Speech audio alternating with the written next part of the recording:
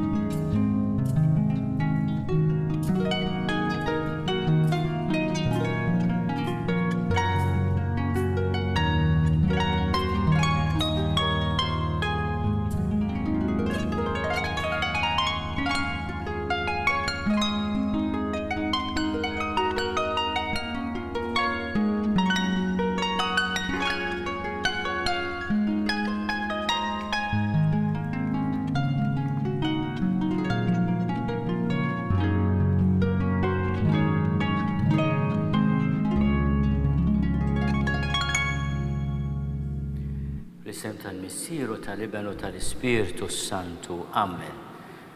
Il-paċi ma'kom. Insellem il-parroċċa Aziza ta' San Dominku jinkella ta' Sitna Marija tal-Porto Salvo fil-Belt Valletta u l-kull min qiegħed isegwina fuq TVM u fuq il-mezzi l-oħra ta' komunikazzjoni soċjali. Jiena jolqotni ħafna u minn dejjem laqatni it-titlu sabiħ ta' din il-Knisja ta' din il-parroċċa. Ovvjament avdata mill-Papa l-Ordni Dominikan, imma bit-titlu sabiħ ta' Sitna Marija tal-Port tal-Porto Salvo. Anki għaliex Porto Salvo jikkorrispondi għall-eqdem interpretazzjoni tal-kelma Malta. L-istudjużi jgħidilna bil-lingwa Feniċa u Kartaġiniża l-kelma Malat kienet tfisser Port Kenni, Porto Salvo. U allura dan it-titlu jinterpreta l-identità tagħna wkoll, l-isem ta' Malta. Isem ieħor ta' Malta hija Art Melite, art li tnixxi l-għasel, art tal-ħlewwa, għalhekk Dunkar misejħilha wkoll din l-art ħelwa. Imma huwa post ta' ħarsien ejjew nitolbu l-Alla l-interċessjoni ta' Sitna Marija tal-Porto Salvo u ta' San Dominku għal pajjiżna. Aħna nibdew niċċelebraw din is-sena importanti li fiha nfakru 60 sena ta' stat sovran fl-indipendenza, 50 sena tar-Repubblika. Mulej ħnina, Kristu ħnina, mulej ħnina. Eħenna lina Alla li jista' kollox jaħfrinna d-nubietna u jwassalna l-ħajja ta' dejjem. Glorja l-Alla fil-għoli ta' smewiet u paċi fl-art lill-bnedmin ta' rieda tajba. Infaħruk, inberkuk, nadorawk, naturġih, irrodulek ħajra l-glorja kbira tiegħek.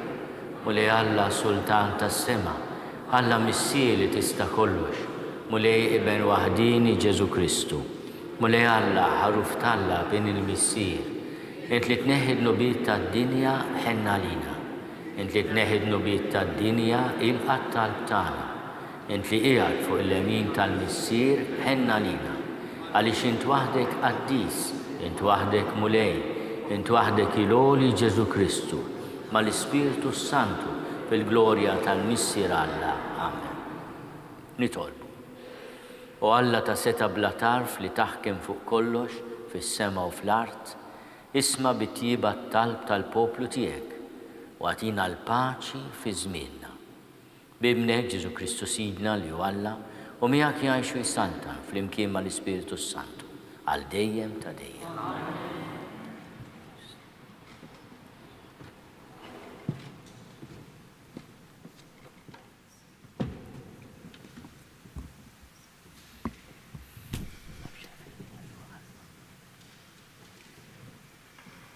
Qari mill-ewwel ktieb ta' Samwel.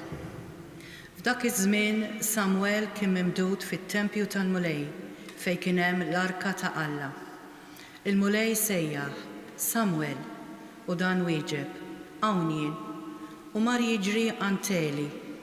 Hawn jien qallu, għalfejn sejjaħtli. Ma sejjaħtlekx, wieġeb, erġa' mur imtett u reġa' mar jorqod. U s-sok tal-Mulej isejjaħ, Samwel. U Samwel qam u mar għanteli u qallu, hawn jien, għalfejn sejjaħtli. Ma sejjaħtlekx ibni, wieġeb, erġa' mur orqod. Samwel kien għadu ma rafx il-Mulej u anqas kienet għadha ma tarfitlu il-kelma tal-Mulej. U s-sok tal-Mulej isejjaħ, Samwel, għat-tielet darba. U dan qam u mar għanteli u qallu, hawn jien, għalfejn sejjaħtli. U li fem li l-Mulej kien qiegħed isejjaħ iż-żagħżugħ u qal lil Samwel, mur orqod, jekk jerġa' jsejjaħlek, wieġeb, tkellem Mulej għax il-qaddej tiegħek qiegħed jisma'. U Samwel mar jorqod f'postu. U l-Mulej ġie waqaf ħdejh u sejjaħ bħal drabi oħra, Samwel, Samwel. U Samwel wieġeb, tkellem għax il-qaddej tiegħek qiegħed jisma'. Samwel kiber u l-mulej kien miegħu u ma ħalla ebda kelma milli qal tmur fix-xejn.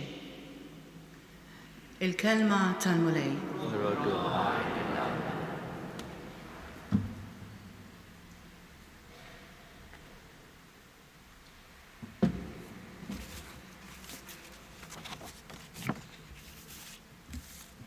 Sam responsorjali. Hawn jien mulej, ġej nagħmel ir-rieda tiegħek. Ittamajt b'tama qawwija fil-mulej u niżeħ lejja u sama l-għajta tiegħi. Edli fuq fommi għanja ġdida, għanja ta' tifħir lill-Alla tagħna. Ngħidu flimkien, hawn jien mulej, ġej nagħmel ir-rieda tiegħek. Int ma tittaxxaqx b'sagrifiċċji u offerti, imma widnejja int tiftaħtli. Ma tlabniex b'ritmi ta' ħruq u ta' tpattija, imbagħad jien qed hawn jien ġej. Ngħidu flimkien, fil-bidu tal-ktieb hemm miktub fuqi li nagħmel ir-rieda tiegħek.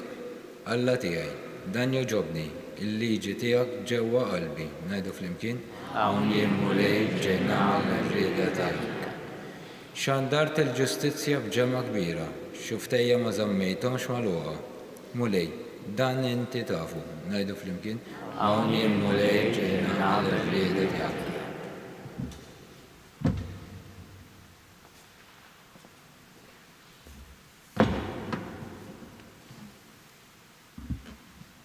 It-tieni qari.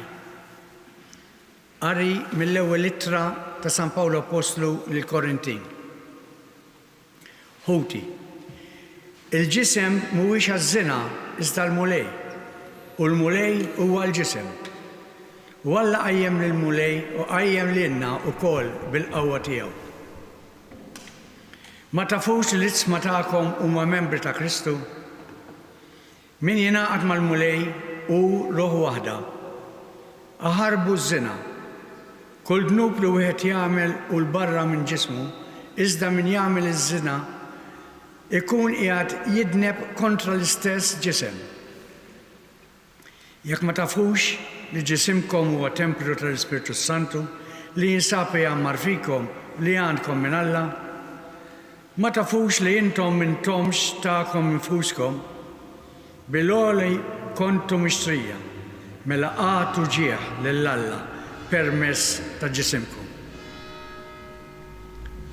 Il-kelma tal-mulej.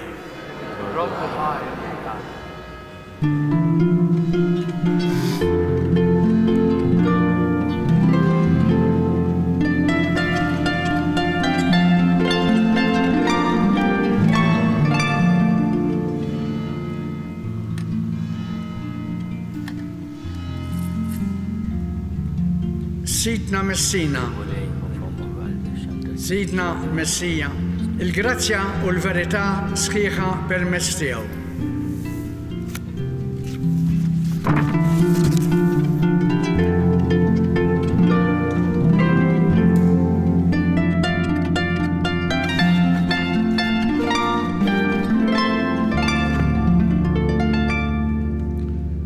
Il-mulej ma'kom. Ikompli l-qari tal-Evanġelju skont San Ġwan.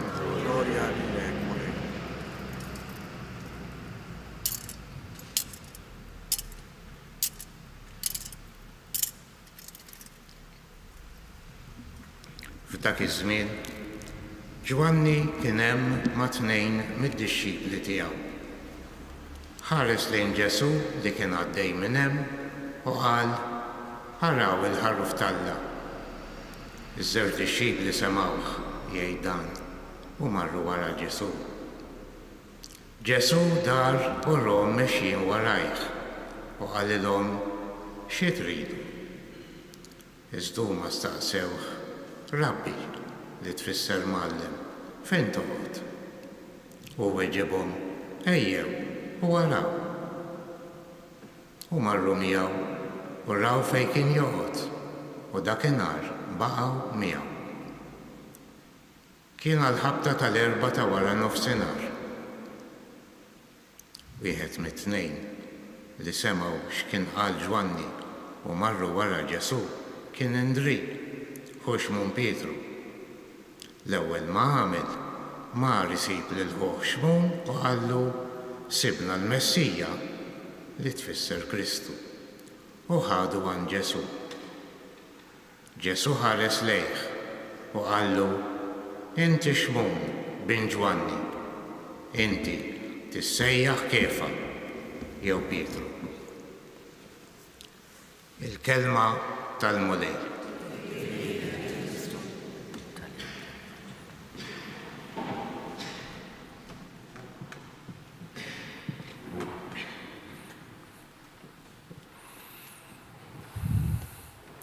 Konkludejna l-festi sbieħ tal-miliet bil-festa kbira tal-Epifanija l għada wkoll iċċelebrajna il-Mahmudija tal-Mulej. U f'dawn il-ħdud aħna nsejħulhom ta' matul is-sena meta s-saċerdot jilbes ukoll il-kulur aħdar li huwa kulur tat-tama, taż-żogħżija bħalma meta tħares lejn il-kampanja tagħna tfakrek ukoll fi sbuħija ta' ħajja li kollha enerġija. Dawn il-ħdud nibdew naqraw b'attenzjoni kbira il-Vanġelu magħżul għal din is-sena. Min iħobb isegwini ta' ħadd jiftakar li fil-bidu tal-Avvent kontat li din is-sena hija s-sena ta' San Mark. Imma li peress li San Mark huwa Vanġelu popolari għax fih 16 kapitlu biss qasir, bħall-isqof qasir. Allura nisselfu mill-Vanġelu ta' San Ġwan f'dawn il-ħdud matul din is-sena se nalternaw bejn siltiet mill-Vanġelu ta' San Ġwan li m'għandux sena dedikata għaliha. Ġana naqraw il-Vanġelu ta' San Ġwan fil-momenti li żjed importanti fil-miliet, anke fil-ġimgħa kbira l-passjoni tkun skont San Ġwan dejjem. Ara fħatt il-palmi segwi it-tliet evanġelisti l-oħrajn. Allura din hija waħda mis-siltiet li mhux meħudin mill-Vanġelu ta' San Mark, apolja s-sena tiegħu, imma meħuda mill-Vanġelu ta' San Ġwan. U f'din is-silta meħuda mill-ewwel kapitlu tal-Vanġelu ta' San Ġwan, jiena nħobb insejjaħlu din is-silta qisu id-dizzjonarju tan-Nisrani. Għaliex fih San Ġwan li qed jikteb lill-komunità matura qed jispjega ċertu kliem li aħna noħduh for granted imma li għandu sinifikat kbir. It-tieni punt li nixtieq u nantiċipa ftit nenfasizza aħna naqraw u nitolbu f'dal-Vanġelu tal-lum hija il-laqgħa tagħna ma' Ġesu. Fuq dawn iż-żewġ affarijiet nixtieq nislet ħsieb qasir illum. L-ewwel id-dizzjonarju ċkejken li jagħtina San Ġwan. L-ewwel protagonista li nsibu għax hemm diversi anke personaġġi li jiġu introdotti dawn ftit linji. L-ewwel huwa Ġwanni l-Ammiet il-Battista li għandu id-dixxipli tiegħu. L-ewwel dixxipli kienu xakwar segwaċi ta' Ġwanni il-Battista, dak li għammet anke lil Ġesu fil-Ġordan u li stieden għall-indiema. Jara l-Ġesu u jagħtih titlu li aħna nużawh f'kull quddiesa. Is-saċerdot wara l-konsagrazzjoni qabel it-qarbin jurina l-Ewkaristija, Ġesu ħaj u jgħidilna danu il-ħaruf ta' Alla. U dan it-titlu insibuh propju f'din is-silta tal-Vanġelu ta' San Ġwan. San Ġwan il-Battista iħares lejn Ġesu u li d-dixxipli tiegħu jgħallimhom araw il-ħaruf ta' Alla. San Ġwan hawnhekk ma jispjegannix x'inhu il-ħaruf ta' Alla. Ma l-istudjudi jgħidilna li bil-lingwaġġ li oriġinali x'aktar xuża San Ġwan l-Aramajk, il-kelma ħaruf tista' tfisser ukoll għaddej u tista' tinftiem ukoll bħala iben. kelma waħda. Allura meta Ġwanni lid-dixxipli tiegħu qed jgħidilhom dak il-ħaruf ta' Alla, qed jifhem ukoll dak hu il-qaddej ta' Alla, dak hu liben ta' Alla, b'kelma waħda, bil-kelma ħaruf, bl-Aramajk. Tom kif tafu il-Vanġelu nkiteb bil-Griek, imma ħafna drabi l-espressjonijiet u l-frażijiet jirriflettu pjuttost il-lingwa oriġinali li jitkellmu fi żmien Ġesu l-Aramajk. It-tieni kelma ta' dan id-dizzjonarju huwa Rabbi, għax San Ġwan jispjega. Ġesu idur lejn dawn id-dixxipli li qed isegwuh u jgħidilhom ma xi tridu. Huma staqsew Rabbi fejn toqgħod u San Ġwan jispjegalna x'inhi tat-titlu bil-ludi Rabbi. Mgħallem. Ġesu jiġi introdott mhux biss mela il-ħaruf ta' Alla, il-qaddej ta' Alla, liben ta' Alla, imma wkoll li mgħallem. Jien l-papa tiegħi kien ma studaxxa, il-ħaddiema tiegħu kienu jgħidulu li mgħallem leli, li mgħallem. Li mgħallem huwa dak li għandu l-esperjenza, għandu l-leadership, imma għandu wkoll l-awtorità li jmexxik għaliex mgħallem, ir-Rabbi mgħallem. Ġesu minflok jispjegalhom min hu, jgħidilhom ejjew u taraw. F'dan id-dizzjonarju allura hemm nisġa ta' dan it-titli ta' Ġesu li jgħidulna eżattament ma' Ġesu minu. U l-insistenza li biex tifhem il-Ġesu mhux kwistjoni li taqra ktieb, imma li tiltaqa' ma' persuna. U Ġesu l-enfasi tiegħu mhux fuq dottrina imma fuq esperjenza. Ejjew u taraw. Fejn toqgħod?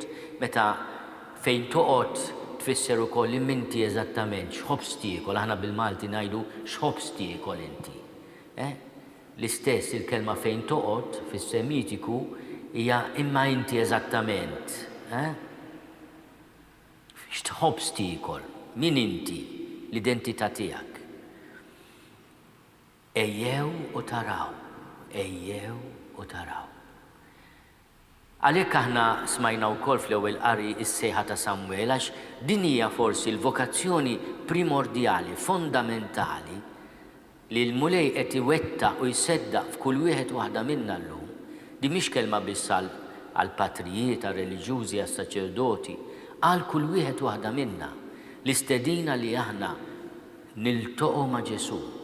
Insiru nafuh bħala il-ħaruf ta' Alla, l-qaddej liben, li mgħallem. Marru miegħu u raw fejn kien joqgħod. X'ħobbs jiekol. Dakinhar baqgħu miegħu. L-awtur jiftakar ukoll il-ħin tant kienet impressjonatu din l-ewwel laqgħa tiegħu ma' Ġesu, jiġrilna hekk ukoll aħna ċerti esperjenza tal-ħajja. Tibqa' tiftakar iċ-ċirkustanza, l-post, anke ċertu esperjenzi jibqgħu jfakruk f'dak li tkun ġarrabt. Il-kelma l-oħra fid-dizzjonarju li għatina San Ġwan hija l-kelma Messija. Għaliex għax wieħed minnhom li kien jismu Andrija imur għand ħuh Xmun u jgħidlu sibna il-Messija li tfisser Kristu bil-Griek Christos. Messija u Kristu huma l-istess kelma b'lingwi differenti. Imma bil-Malti x'inhija? Midluk. Messija, Messijaħ, għandna il-verb timsaħ, Messijaħ, Christos, minn fejn jiġi l-Griżma, Christos, u għalhekk Christ u il-midluk. Dak huwa l-midluk bil-biżejt ta' ferħ li huwa lura sultan, li huwa profeta, li huwa saċerdot. U l-aħħar kelma fid-dizzjonarju tintroduċina ma' Pietru. Lil dan Xmun bin Ġwanni, għax il-papà ta' xmun Pietru kien Ġwanni, għalhekk bar Jona, m'għandux jaqsam mal-barijiet, fejn tmur tixrob, bar Jona, iben Ġona, bin Ġwanni. Ximon bar Jona, dak kien il-kunjom, il-kunjom kien l-isem ta' missierek, inti iben missierek. Xmun bin Ġwanni, bin Ġona, bin Ġwanni. Inti tistejjaħ Kefa jew Pietru. Aħna hawnhekk ukoll hawnhekk għandna kelma bl-Aramajk u kelma bil-Grieg, Petra minn Blata. Kefa u Petra huma Blata. Mela aħna ngħidu Pietru ma nistgħu nsejħulu Blata, ma forsi hu għalih ħajja nibqgħu Pietru. Imma l-kelma tfisser Blata. U la tirrealizzaw li aħna għandna imgħallem il-Midluk għandna dan id-dizzjonarju ċkejken. Imma jwassalna wkoll għal Pietru, għal Blata tal-fidi tagħna. U fl-istess ħin mhijiex kwistjoni ta' isma' se naqra ktieb u nkun naf il-Ġesu. Niltaqa' miegħu. U nispiċċa bid-domanda li għamlilna Ġesu. Xi tridu? Nistaqsu lilna nfusna illum l-aħwa. Din id-domanda nisemgħuha, nippruvaw nirrisponduha. Imminti f'ħajtek xi trid? Xi trid? U jalmu lejja tina l-grazzja li nitolbuh li nsiru nafuh. Ir-risposta sabiħa tal-ewwel dixxipli jgħidulhom imma intom xi tridu? X'ħobbs kol Sinjur, nixtieq insir nafek. Fejn toqgħod? Ejjew u taraw.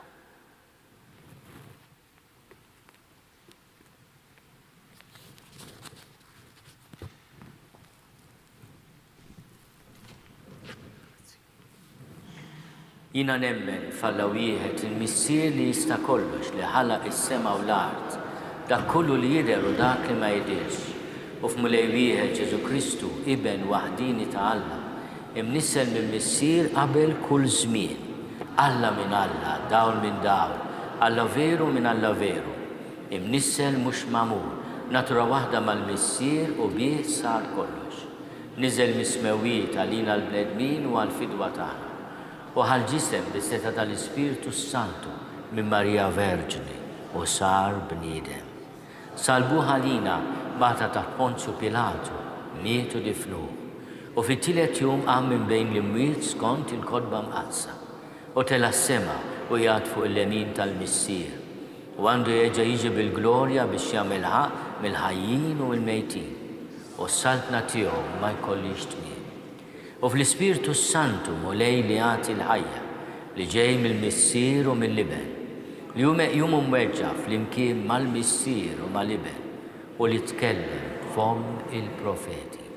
U fi knisja waħda qaddisa, kattolika, apostolika, nistqarma mudija waħda l-maħfra ta' dnubiet u nistenna l-qawma mill-imwiet u l-ħajja ta' żmien li ġej. Amen. Ejjew nitolbu l-grazzja li aħna nsiru nafu tassew lil Ġesu. Nitolbu.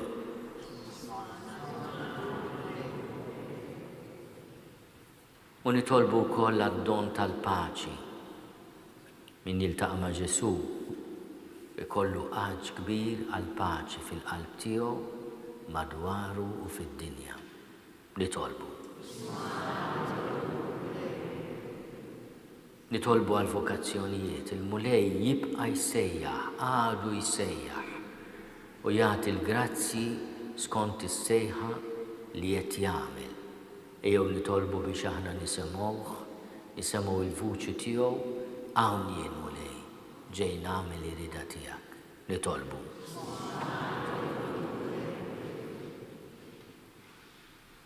Din il-parroċċa sabiħa dedikata lil Sitna Marija tal-Port Kenni tal-Porto Salvo u lil San Dominku nitolbu l-interċessjoni tal-Mamata Ġesu.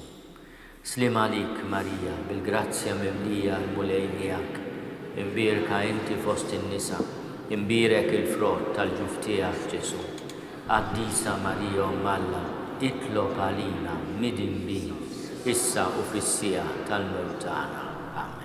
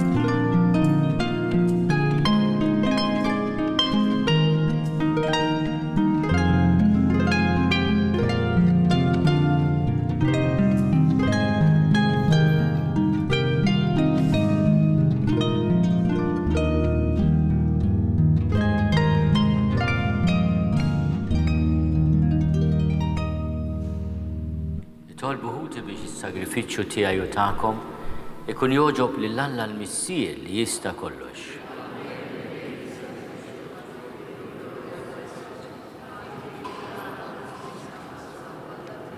Għatina mulej li niċċelebraw dawn il-misteri kif jiġra, għax kull darba li nġeddu t-tifkira ta' dan is-sagrifiċċju isseħħ l-emil tal-fidwa tagħna bi Kristu Sidna. Il-mulej magħkom. Nerfgħu lubna l-fuq. Niżuħar lill-mulej Alla tagħna.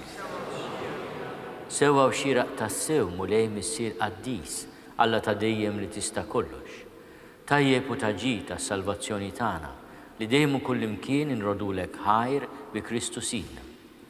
U bit-twelid tiegħu bħala bniedem ġeddet il-bniedem il-qadim. Bil-mewt tiegħu ħassar id-dnubiet tagħna. U wara li bil-qawm minn tiegħu daħħalna fil-ħajja ta' dejjem, bitluħ tiegħu fil-lemin tiegħek missier fetħilna il-bibien tas-sema. Għalhekk flimkien mal-anġlu l-qaddisin kollha, intennulek l-innu ta' tifħir u ngħidu bla qiegħda. Qaddis, qaddis, qaddis, mulej Alla tal-eżerċiti, ismewtu l-art mimlija bil-glorja tiegħek, osanna fl-għoli tas-smewiet, imbirek minn ġej f'isem il-mulej, osanna fl-għoli tas-smewiet. Qaddis tas-sewint mulej inti lajn ta' kull lusir. Għaddes għalhekk nitolbu dawn l-offerti bil-barka tal-Ispirtu tiegħek biex isiru għalina il-ġisem u d-dem ta' Sidna Ġesu Kristu. Li meta kien se jingħata biex minn rajħibati bħal ħobs, rat-il-ħajr, qasam, tal id-dixxipli tiegħu u qal: Ħudu u kulu l-koll minn dan, għax dan huwa ġismi li jingħata għalikom.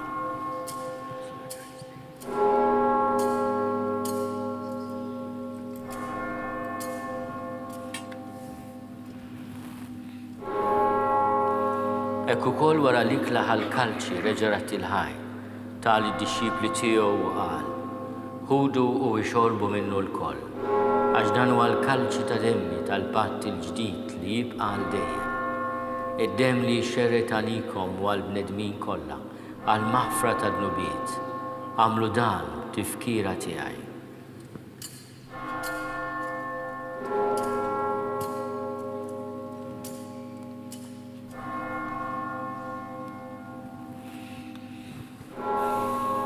Dan hu l-misteru tal-fidi, inħabbru l-mewt tiegħek mulej, inxandru bil-ferħ l-qawmin tiegħek, nistennewk sa ma tiġi fil-glorja. Għalhekk aħna u nagħmlu dan tifkira tal-mewt u l-qawmien ta' Sidna Ġesu Kristu. Nofrulek mulej il-ħobs tal-ħajja u l-kalċi tas-salvazzjoni. u rodulek ħajra xoġbok tilqana hawn qudiemek biex naqluk. U miċ-ċokontana nitolbu li l-Ispirtu Santu jaqadna f'ġisem wieħed, lilna li nieħdu sehem bil-ġisem u d-dem ta' Kristu. Ftakar mulej fil-Knisja tiegħek imxerda mad-dinja kollha. Wettaqa fl-imħabba fl-imkien mal-Papa Franġisku, miegħi għaddej tiegħek mingħajr ma jistħoli. Mal-Isqof Joseph li qed jgħinni, mal-Isqof Anton u mal-Ministri tiegħek kollha. Ftakar ukoll fħutna li raqdu bit-tama tal-qawmien, ftakar fil-mejtin kollha. Daħalhom quddiemek fid-dawl tas-seb tiegħek. Ħenna lina l-koll nitolbuk, għati lilna wkoll il-wirt tal-ħajja ta' dejjem. Flimkien mal-Verġni Mqazzom Malla Marija, mal-Arus tagħha San Ġusepp, mal-Appostli, ma' San Dominku l-qaddisin kollha li jgħixu fil-ħbiberija tiegħek sa mill-bidu tad-dinja. Għamel li magħhom infaħruk u nsebħuk Ġesu Kristu ibnek. Bi Kristu ma' Kristu fi Kristu jingħata lilek Alla missier li tista' kollox flimkien mal-Ispirtu Santu kull ġieħu glorja għal dejjem ta' dejjem. Ejjew nitolbu kif għallimna u ridna nagħmlu liben ta' Alla Ġesu għas-salvazzjoni tagħna. Missierna li inti fis-smawiet jitqaddes ismek tiġi saltnatek. Ikun li titin kif fis-sema hekk fl-art. Ħobżna ta' kuljum għatina llum, aħfrinna dnubietna bħalma naħfru lil minnu ħati għalina. La ddaħħalniex fi tiġrib iżda eħlisna mid-deni. Eħlisna nitolbuk mulej minn kull deni. Għatina fit-tiebor ħnina tiegħek il-paċi fi żmienna biex inkunu ħielsa dejjem mid-dnub u mħarsa minn kull inkwiet. Aħna nistennew u nittamaw ilejna u l-miġja tas-Salvatur tagħna Ġesu Kristu. Mulej Ġesu Kristu li għat lill-Apostli tiegħek, inħallilkom is-sliem, natikom is-sliem tiegħi. La tħares lejn dnubietna, iżda ħares lejn il-fidi tal-Knisja tiegħek. Għatija slimu laqda li jint trid fiha int li tgħixu s-saltan għal dejjem ta' dejjem. Il-paċi tal-mulej tkun dejjem magħkom. Għatu l-paċi lil xulxin.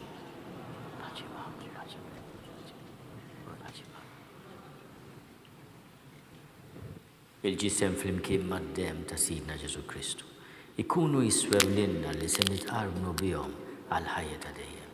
Ħaruf talla li tneħħi d-nubiet tad-dinja ħenna lina. Ħaruf talla li tneħħi d-nubiet tad-dinja ħenna lina. Ħaruf talla li tneħħi d-nubiet tad-dinja għatina l-bar. Mulej Ġesu Kristu bin Alla l-ħaj. Bil-mewt tiegħek kif titminnik il-missieru bil-ħidma tal-Ispirtu Santu. Intajt il-ħajja lid-dinja. Dan il-ġisem quddiem qaddis tiegħek eħlisni minn ħtieġi kollha u minn kull ħażen. Żommni dejjem fidil lejn il-kmandamenti tiegħek u tħallini qatt ninfiret minnek. Mulej Ġesu Kristu nitolbok li nitqarbina bil-ġisem quddiem tiegħek ma tkunx il-kundanna tiegħi, iżda l-ħniena tiegħek tkun għalija l-ħarsien u l-fejqan ta' ruħi u ta' ġismi.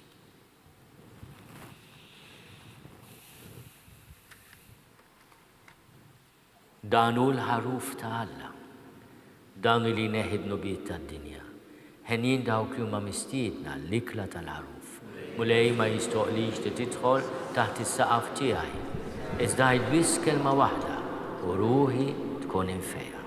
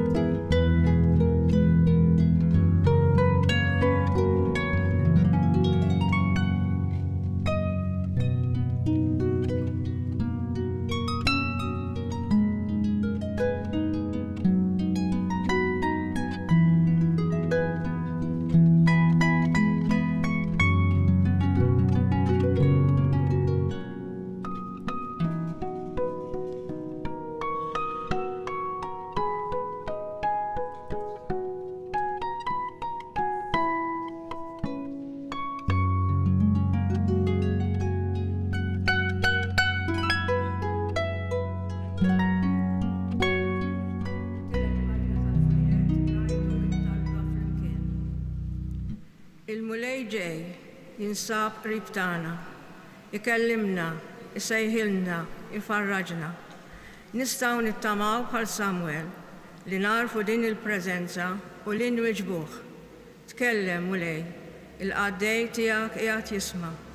Il-qaddej tiegħek sa fl-aħħar kapaċi jarfek u jisimak. Marija.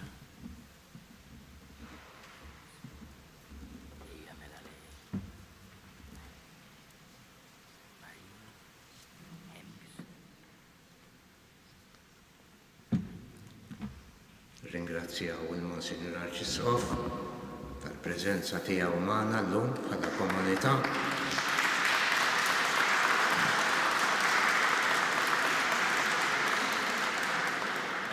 Grazzi lilkom u grazzi lil dawk kollha li b'mod jew ieħor tajtu daqatit biex din iċ-ċelebrazzjoni stajna nagħmluha sabiħa, dinjituża u fl-istess ħin sempliċi. Grazzi ħafna. Għada ikonna l-funeral ta' oħtna Milvja Mikallef fit-8:30 pas-soltu. Wara l-quddiesa ħan jieħdu Belatija fl-imkien fl-oratorju tad-dottrina. L-Arċisqof se jiġi hemmhekk u ħajjiltaqa' magħna wkoll. Tkun ħaġa sabiħa nieħdu sehem. Grazzi.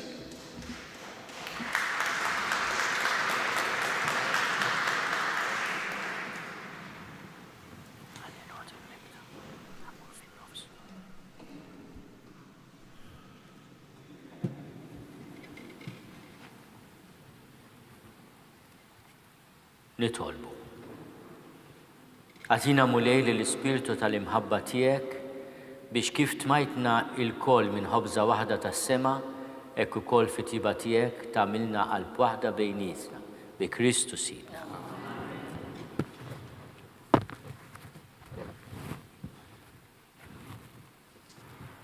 Fil-waqt li nirringrazzja lil parroċċa ta' San Dominku Madonna ta' Portosalvo tal-laqa sabiħa, nawguraw lil xulxin il-grazzja li nkomplu niltoqgħu ma' Ġesu. Il-mulej magħkom, iberikkom Alla li jista' kollox. Il-Missier u l-Iben u l-Ispirtu Santu. Morru fil-paċi ta' Kristu.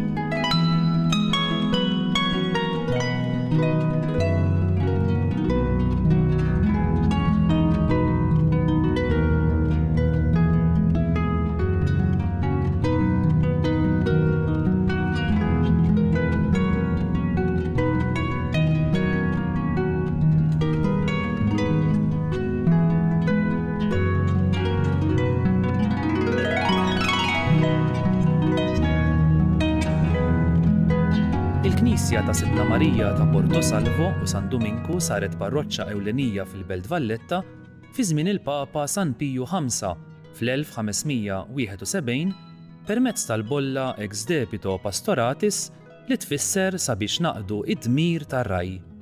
Ingħatat dan l-isem minħabba li numru kbir ta' baħħara kienu jżuru kappella oħra fil-belt li kienet iġġor dan l-isem hekk kif kienu jidħlu fil-port qawwijin u sħaħ. Il-Knisja oriġinali mibnija mill-Perit Ġilor Mukassar kellha tinħatt 200 sena wara minħabba l-ħafna ħsarat li ġarbet bit-terremot tal-1693. Il-Knisja li qegħdin fiha illum inbniet fuq disinn ta' Antonio Kakija u nfetħet fil-15 ta' Mejju 1815. Sena wara saret Bażilika Minuri. Il-Knisja imniżla fl-Inventarju Nazzjonali tal-Proprjetà Kulturali tal-Gżejjer Maltin. Grazzi tal-li naqadtu magħna l din iċ-ċelebrazzjoni u nawguralkom il-ħadd it-tajjeb.